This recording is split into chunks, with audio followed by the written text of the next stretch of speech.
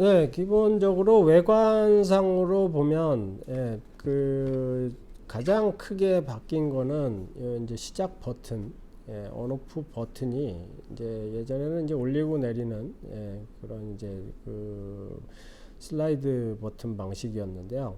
이번에는 이제 그냥 누르는 방식으로다가 바뀌었습니다. 그래서 요걸 한 3초 정도 이렇게 누르고 계시면 시작이 됩니다. 이렇게 이제 시작되게끔 누르는 버튼이 바뀌었고요. 이제 끄는 것도 마찬가지로 이제 누르고 있으면 이제 한 3초 정도 누르고 있으면 이렇게 꺼지는 이런 형식으로 버튼 방식으로 전원 스위치가 바뀌었습니다. 이렇게 바뀌었고요. 그리고 이제 또 하나 이제 특이하게 또 하나 이제 개선된 점은 이제 상당히 좀 불편했던 부분 중에 하나였었는데, 이런 요거를 뭐라 그러나요? 요거 이제 조그 셔틀 같은 조그 셔틀 기능, 이런 이제 조그 셔틀 버튼이 없었습니다. 기존에는 다 버튼 방식이어서 꾹꾹꾹꾹 맨날 누르기가 사실 조금 어려웠었는데, 요번에는 이제 바뀐 게 이렇게 이제 조그 셔틀 버튼으로다가 이렇게 바뀌어서 조종기를 이제 쉽게 이렇게 조종을 할 수가 있습니다. 메뉴를. 그래서 이제 메뉴 버튼이라든가 왼쪽에 이제 페이지 버튼은 이제 똑같고요. 이제 메뉴 버튼에 들어가서 선택은 이 조그 셔틀을 한번 꼭 눌러주면 선택이 되고요. 페이지 버튼에서 이렇게 메뉴 간의 이동은 쉽게 이렇게 조그 셔틀을 돌려서 이렇게 이동을 할 수가 있습니다. 이렇게 이제 개선이 돼서 사용자 인터페이스 측면에서 훨씬 편하게 그 메뉴를 이동할 수가 있고 또 값들도 변경을 할 수가 있을 것 같습니다. 가장 크게 이제 이 모델 셋업 쪽에서 들어가서 보시면요, 가장 크게 바뀐 점은 아무래도 이제 새로운 프로토콜이 들어오면서 이제 인터널 RF 쪽에 보시면 모드에 이제 기존의 ACCST 프로토콜은 이제 프로토콜이 지원이 되고요. ACCST 프로토콜이 지원이 되는데, 요게 이제 보면 D16만 지원을 합니다. 16 채널 D16 프로토콜만 지원을 합니다. 그래서 ACCST D16만 지원을 하고요. D8은 지원을 안 합니다. 그래서 기존의 타라니스 같은 경우에는 ACCST에 D16이 있었고 D8이 있었는데요. 그래서 이제 D8 같은 경우에는 이제 최대 지연 시간이 11ms로 상당히 이제 그래서 이제 우리가 이제 레이싱 드론 조종할 적에는 보통 이제 D16을 썼었죠. D8을 썼었죠. 지연 시간을 줄이기 위해서. 근데 이제 이제 타라니스 X9D에서는 억세스 프로토콜용 RF가 들어오면서 기존의 이제 ACCST의 D8 모드는 지원을 안 하고요. D16만 지원을 한다는 걸로 볼 수 있고요.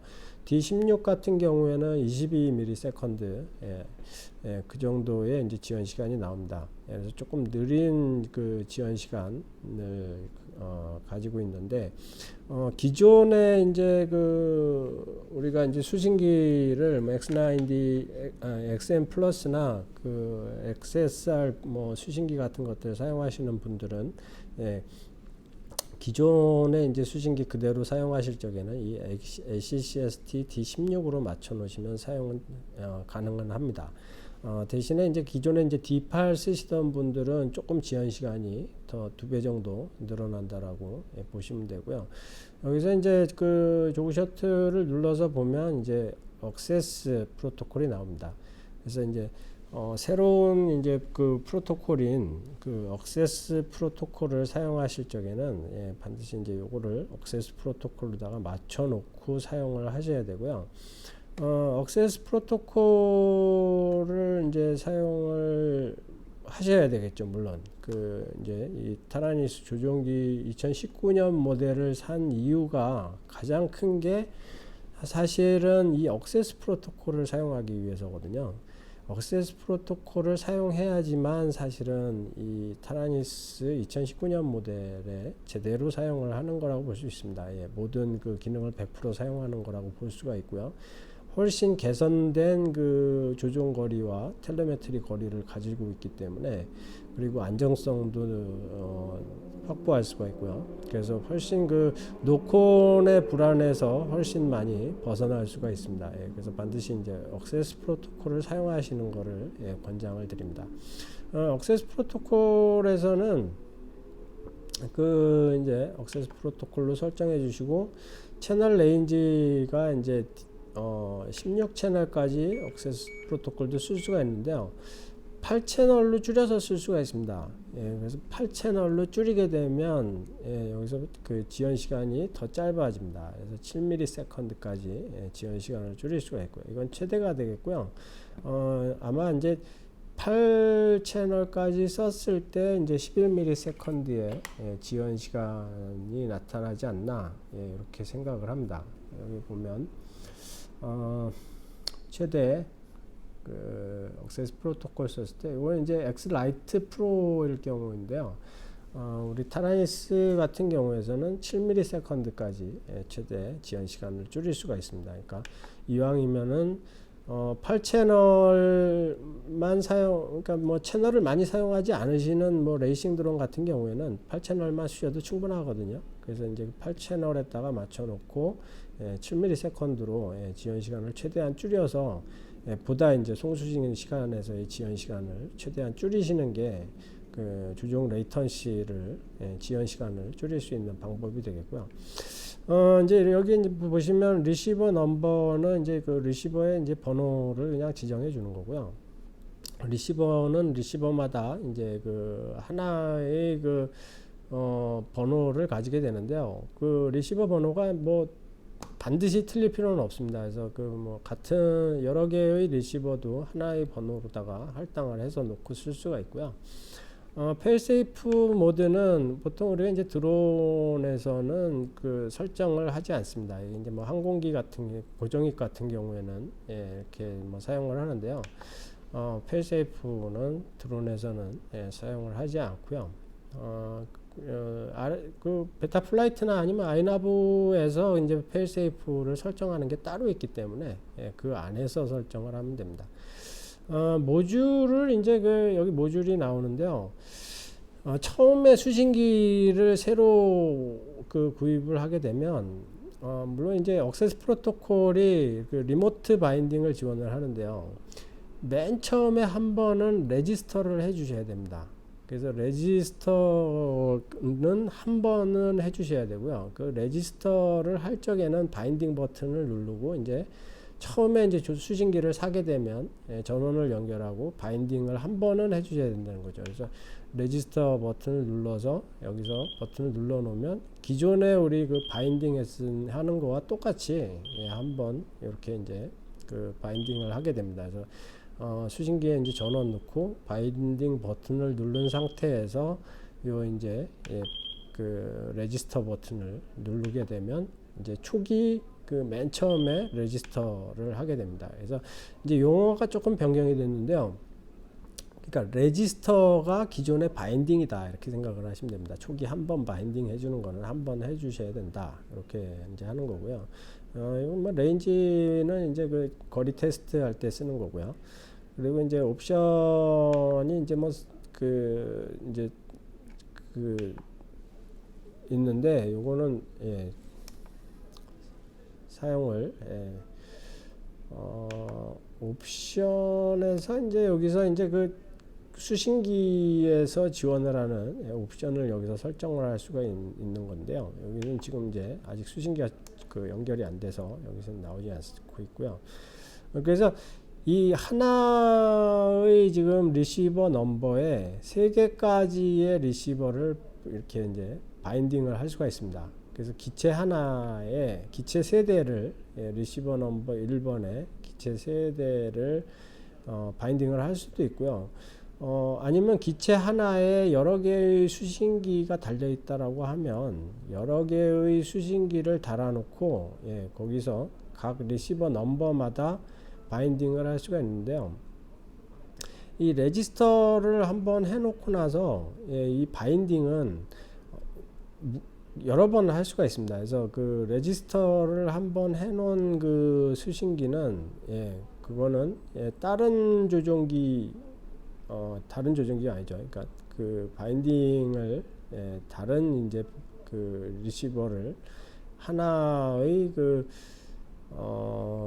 리시버 넘버에다가 여러 개의 그 수신기를 바인딩을 해서 쓸 수가 있다라고 할 수가 있겠습니다. 그래서 이거는 이제 뭐 여러 가지 용도로 쓸 수가 있을 것 같은데요. 그러니까 조종기 기체에 여러 개의 수신기를 단다든지 또 아니면 여러 개의 기체를 하나의 이제 그 리시버 넘버에다가 할당을 해놓고 그냥 그 내가 그 똑같은 기체의 모델명에다가 여러 개의 기체를 바인딩해서 쓸 적에 이럴 때 이제 사용을 할 수 있게끔 3개까지의 리시버를 바인딩을 할 수 있게끔 이렇게 이제 그 바뀌었습니다. 그래서 이제 이런 부분들이 바뀌었고요. 그 뭐 익스터널 모듈 같은 경우 RF 같은 경우에 이제 RNM 같은 외장 송신기를 달 적에 송신 모듈 탈 때 이제 사용을 하시면 되고요. 트레이너 모드가 이제 보면은 이제 마스터 잭, 이거는 이제 그 선으로 그 연결을 하는 모드고요. 그렇게 슬레이브 잭도 마찬가지로 이제 슬레이브하고 그 선으로 연결하는 오디오 케이블로. 이건 이제 S버스를 사용해서 마스터와 S버스를 사용해서 하는 모델이 되겠고요. CPPM 방식의 그 수신기를 사용해서 할 수도 있고요. 근데 요게 이제 새로 생긴 겁니다. 그래서 블루투스 모듈을 사용할 적에는 블루투스 모듈을 사용해서 내장된 블루투스 가지고 타라니스끼리 또 나지는 타라니스 엑스라이트 프로 같은 그런 이제 조종기하고 트레이너 모드로 그 연결을 해서 트레이닝을 할 수가 있습니다. 그래서 이런 기능이 이제 새로 생겼다고 볼 수 있겠습니다. 그 외에 뭐 나머지 것들은 특별히 바뀐 게 없는 것 같아 보이고요.